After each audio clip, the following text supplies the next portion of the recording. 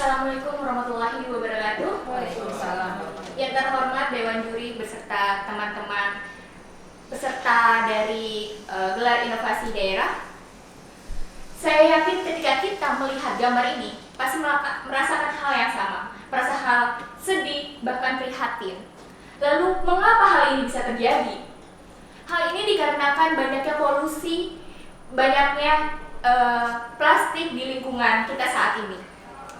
Dampak dari plastik itu sendiri antara lain hewan di lautan mati, juga terjadinya kebanjiran, juga tanah yang tidak subur, lalu terjadinya gangguan pernafasan juga pada manusia. Jumlah plastik di dunia pada tahun 2014 ini produksi plastik ini mencapai 311 juta ton. Bahkan 25,8 juta ton sampah plastik ini tidak dapat terdegradasi, yaitu sebesar 31%.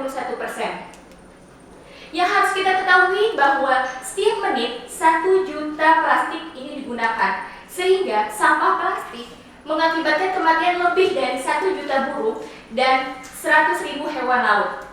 Maka dari itu berdasarkan statistik plastik Indonesia pada tahun 2016, Indonesia tidak dapat didaur ulang plastiknya sebesar 4,3 juta ton per tahunnya. Maka dari itu kita memerlukan solusi, yaitu mengganti plastik konvensional yang telah kita ketahui bahwa plastik konvensional itu tidak dapat terdegradasi menjadi plastik yang ramah lingkungan.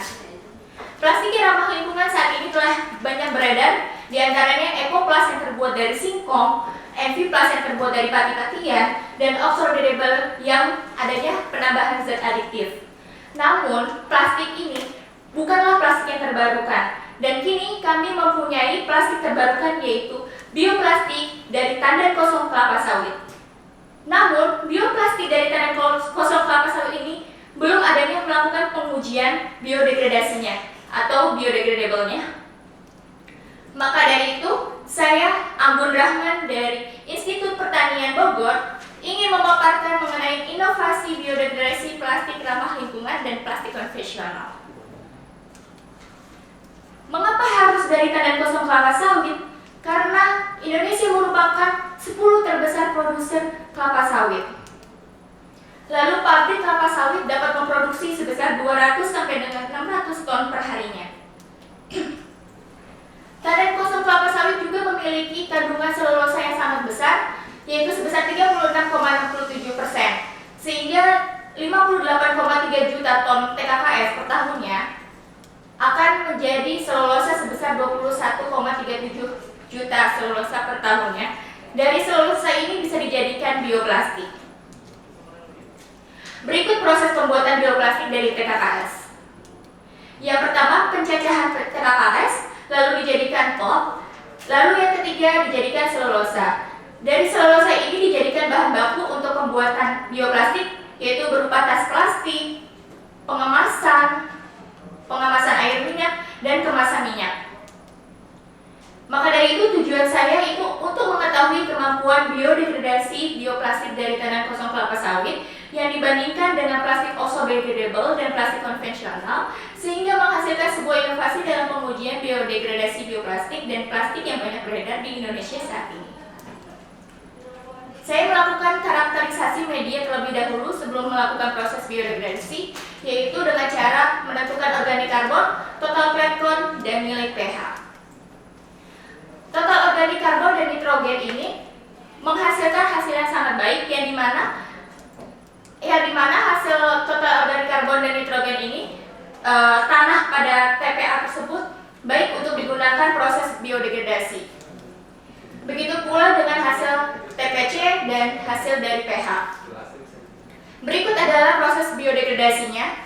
Saya menggunakan sampel plastik. Sampel plastik itu saya gunting lalu saya masukkan ke botol A, di mana botol A ini tersedia media tanah TPA dengan 0,1 gram sampel plastik. Lalu saya hubungkan menggunakan selang, di mana di botol B ini terkandung NaOH sebesar 0,1 M. Proses metabolisme pada mikroba itu menghasilkan CO2 dan H2O. Ketika CO2 itu dihasilkan akan ditangkap oleh NaOH yang berada di botol B, lalu dilakukan titrasi. Dan berikut hasilnya, dapat kita lihat bahwa bioplastik dari TKKS memiliki total karbon dioksida yang terbesar dibandingkan dengan oxidable, namun pada plastik konvensional sama sekali tidak memiliki nilai karbon dioksida. Begitupun dengan laju biodegradasi, bioplastik memiliki nilai 0,067 mg karbon dioksida per harinya, dan oxidable memiliki 0,052 mg karbon dioksida per harinya, namun tidak begitu pada konvensional. Lalu kita menggunakan metode ASTM, di mana dapat kita lihat bahwa bioplastik ini dapat ditumbuhi oleh jamur, namun pada konvensional di atas permukaan plastik tersebut tidak sama sekali ditumbuhi jamur. Hal ini mengidentifikasikan bahwa bioplastik itu mampu terdegradasi, namun tidak hanya pada konvensional plastik. Berikut inovasi pengaplikasian produk bioplastik dapat dijadikan sebagai pembungkus Indomie, dapat dijadikan pembungkus sebagai dodol, dan pada minyak. Terima kasih atas kesempatan dan waktunya. Lebih topik lainnya. Ini sebenarnya pengembangan plastiknya atau uji coba plastiknya? Sebenarnya saya itu pertama itu pengembangan plastik, lalu kedua sekarang di pengujian. Iya. Oh, ini sudah pernah udah diproduksi. Ini perusahaan baru tahun ini baru mau mulai diproduksi. Ini. Iya. Sudah. Itu plastik. Iya. Di biotek. Pusat penelitian PPBB. Pak Isro. Dan Pak Iwan. Ini apanya nih? Ini dodol. Kenapa bukan ini yang ditonjok tadi ya? Tadi lebih kepada metode pengujian. Jadi ini Kan? plastik bisa dimakan. Pada produksi. Tapi satu temurun. Bagian kuncinya, Iya. Karena memang sebelum diproduksi harus diuji dulu apakah dia biodegradable atau ini tidak. yang Coba itu Ini baru dijual ya, ini nggak diajukan ke CPBPT atau apa gitu? Itu sementara saat ini belum untuk dijual. Ini bikin kayak gini di mana? Produksi massal. Produksi ini di mana? Ini sampai bikin kayak gini. Itu di Pusat Penelitian Bioteknologi dan Bioindustri. Sudah punya alat produksinya. Sudah. Maksudnya dalam tahun ini sedang mau dipersiapkan untuk. Bikin kayak gini ini kan harus ada cetakannya. Iya, kita buat dalam bentuk Atau biji di luar? plastik. Oh, bikin biji plastik terus kita bekerja sama. Seperti ini biji plastiknya. Iya, harusnya kan itu kita bikin biji plastik ke sana. Kerja saya bagian ini kita menjelaskan jadi. Jadi ini bikinnya di mana? Misalkan bikinnya di maklum di perusahaan plastik, misalkan apa gitu kan? Iya, dulu sebelum mau diproduksi itu bekerja sama dengan perusahaan yang ada di Plus yang di Banten. Biji plastik ya. Ya, bisa pernah. Iya, sama Terus Pak. gimana itu? Setelah itu baru tahun ini adanya produksi. Sekarang lagi udah dibuat alat-alatnya untuk pembuatan. Kapasitas berapa? Nah, Kapasitasnya berapa? kapasitas untuk Produksi biji plastiknya.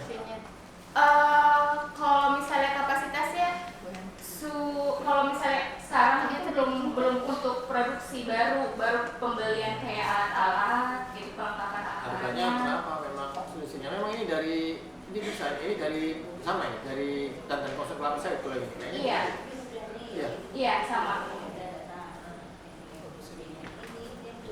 Jadi sebetulnya inovasinya Kaswar. Iya, Kaswar. Dengan Pak Isro.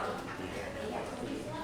Kemudian ada emang dalam porsi Ada yang mana sih? degresinya. Dan satu tim lah ya. Satu tim. Karena dulu sempat Belum. Ya sudah. Sebenarnya sih itu sudah jualan perusahaan yang kerjasama apa itu ya itu pas itu kan sudah jualan produksi ini juga kan. Nah, cuman kan mungkin bahan bakunya dari mana itu juga. iya dari Oh, produknya udah ada di pasaran. Itu kan sudah jualan. Oh, gitu. dari Pati-Patian. Itu pas itu udah jualan. Jadi ya jadi mati-matian dia jualan.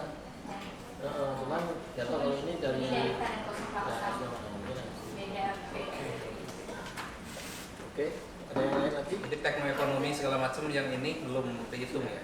Kalau sementara itu dihitung dalam satu pak itu sebesar 50.000, masih Lebih mahal dari plastik konvensional masih. konvensional.